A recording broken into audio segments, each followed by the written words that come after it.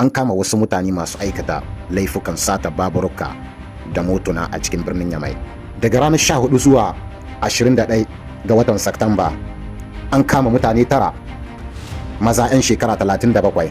Hanyar da suke bi wajen satan motuna ita ce kamar haka: za su yi doguwar tafiya cikin gari cikin birnin Yamai.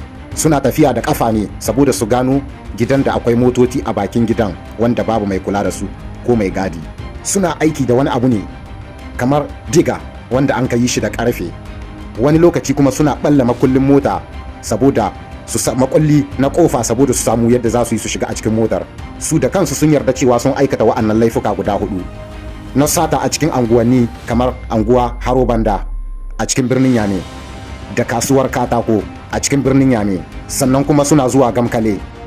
Bayan amfani da na'ura ta ɗaukar foto ta CCTV, an gano wani mutum a lokacin da aka bincike shi da kansi ya amsa laifin cewa lalle ya saci motar. Suna yawo a cikin birnin Yamai anguwanni daban-daban, abin da ya kama anguwar Basura.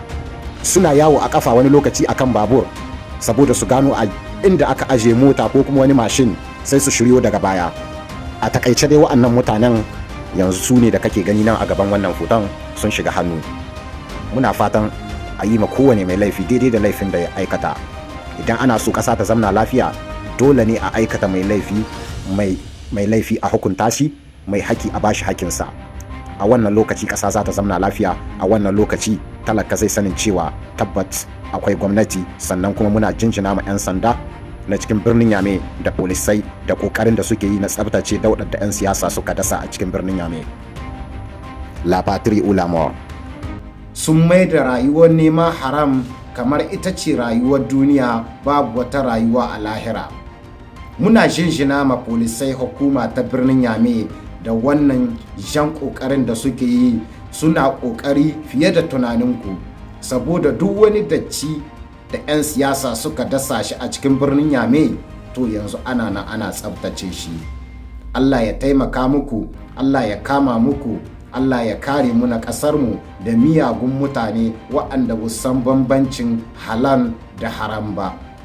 Da ƙarfinka da lafiyarka kana neman tsofan babur kana sata, kana neman tsohuwar mota kana sata, ba za ka je ka nemi hakkinka da ƙarfinka ba.